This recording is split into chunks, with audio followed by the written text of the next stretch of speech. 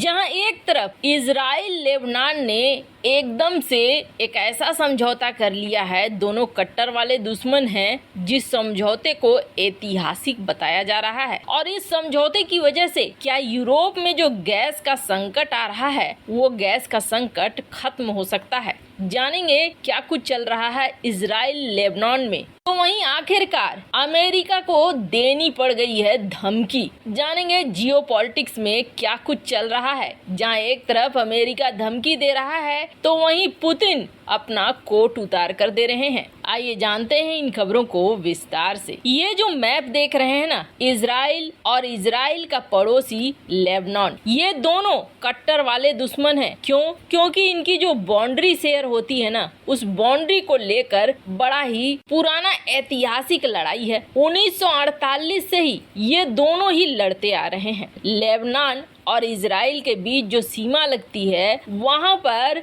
कथित तौर पर लेबनान ने हिजबुल्लाह को खड़ा किया हुआ है। हिजबुल्लाह क्या है? एक आतंकी संगठन है जो लगातार इजराइल पर हमले पे हमले करता रहता है। दोनों को अगर देखेंगे तो दोनों देशों में आपको कभी भी नहीं लगेगा कि दोस्ती हो सकती है। हर बार लेबनान इजराइल के खिलाफ आकर खड़ा हो जाता है और इजराइल के लिए समस्या पैदा करता रहता है। लेकिन इस बार तो ऐसा लग रहा है जैसे कि इतिहास रच गया है और इस इतिहास में लेबनान ने इजराइल के साथ समझौता कर लिया है और समझौता के साथ साथ एक बड़ी डील भी कर ली है। और ये समझौता कहाँ पे किया गया है? दरअसल ये समझौता किया गया है समुद्री इलाके में। ये जो इलाका देख रहे हैं आप, दोनों के बॉर्डर से सटा हुआ, इस इलाके में समंदर का ये पीला वाला जो हिस्सा है, ये हिस्सा एक डिस्प्यूटेड हिस्सा था। दोनों इसमें झगड़ा कर रहे थे। ये कह रहा था इजराइल हमारे में आ रहा है और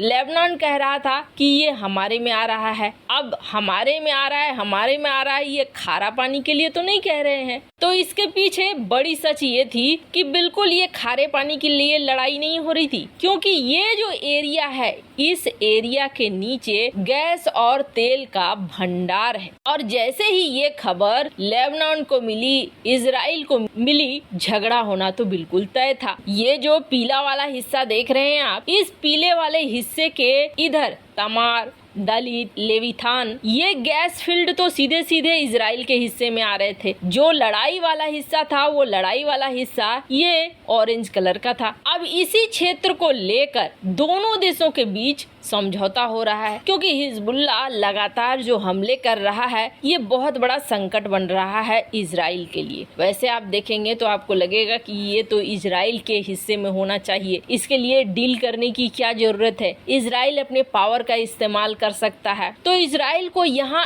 एक्स्ट्रा सुरक्षा भी लगानी पड़ेगी, क्योंकि ऑयल फील्ड काफी संवेदनशील होते हैं और इससे सटा हुआ इलाका है जहाँ हिजबुल्लाह की पूरी ट्रेनिंग वगैरह सब कुछ करता है लेबनान। यानी हिजबुल्लाह लगातार इस गैस फील्ड को टारगेट बनाएगा और गैस फील्ड को लगातार टारगेट बनाने का मतलब है ये क्षेत्र एक जंग का मैदान बना रहेगा, न कि प्रोडक्शन का। यही वजह है कि दोनों देशों के बीच डील होनी बेहद जरूरी थी और आखिरकार ये डील हो गई है। इस डील में ये कहा गया है कि जो रॉयल्टी आएगी, उस रॉयल्टी को लेबनान और इजराइल आपस में बांट लेंगे। लेबनान अपने देश में ये कह रहा है कि हम जीत गए, देखो हमें यहाँ मिल रहा है अपना हिस्सा, और इजराइल अपने देश में कह रहा है कि हम जीत गए, हमें मिल रहा है अपना हिस्सा। हालांकि दोनों ही अगर जीत गए, समस्या समाधान हो गया तो बहुत अच्छी बात है। लेकिन प्लानिंग क्या है? प्लानिंग ये है कि लेबनान भी सोच रहा है कि इस प्रोडक्शन को चलते देना है, इजराइल भी चाह रहा है कि इस प्रोडक्शन को चलाना है, और यहाँ से इतना ज्यादा तेल गैस का भंडार है कि ये फिर यूरोपीय देशों को बेच पाएंगे। हालांकि अमेरिका भी ये चाह रहा है कि यूरोपीय देशों को एक दूसरा देश मिले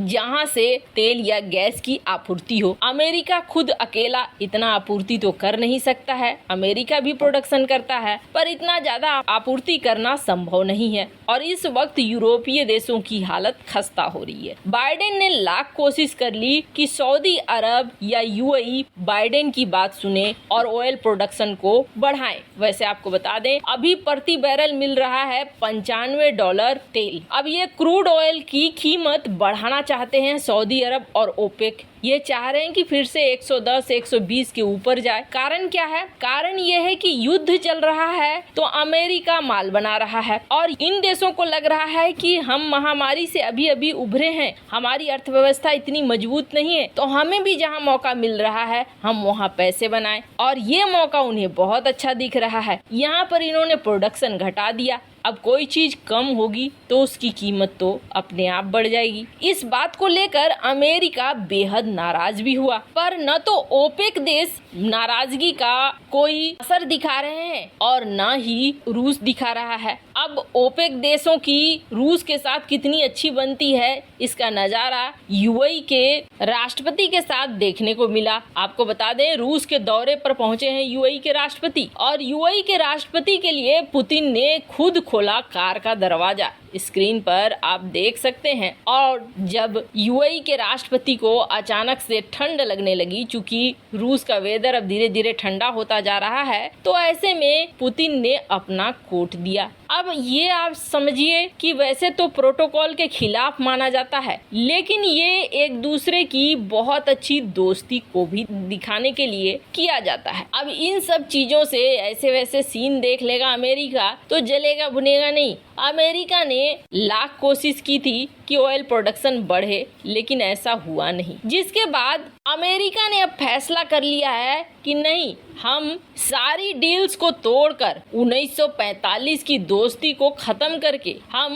अब एक्शन लेंगे। हुआ क्या है, 1945 में जब विश्व युद्ध चल रहा था, उस वक्त सऊदी अरब के राजा को बुलाया गया था अमेरिका के राष्ट्राध्यक्ष के द्वारा और दोनों की मुलाकात एक जंगी बेड़े में हुई थी ताकि इस मुलाकात को गुप्त रखा जा सके।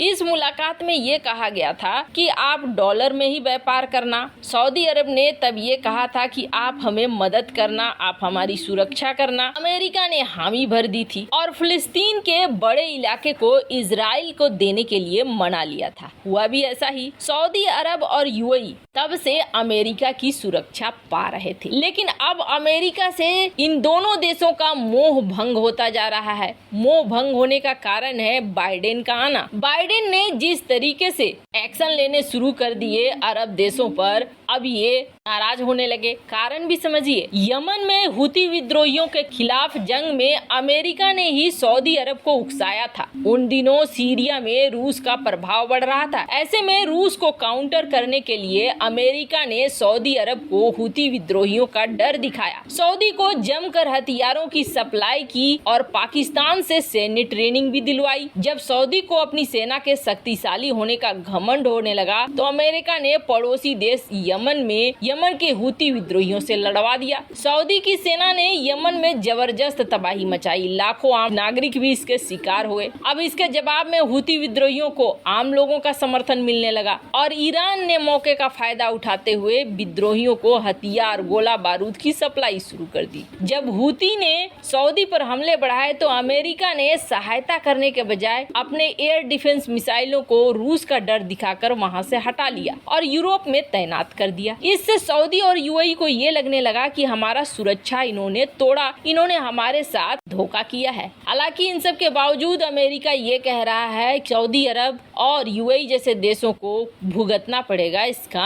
अंजाम। वैसे आपको क्या लगता है, क्या अरब देश सही निर्णय ले रहे हैं? कमेंट कर अपनी राय जरूर बताएं।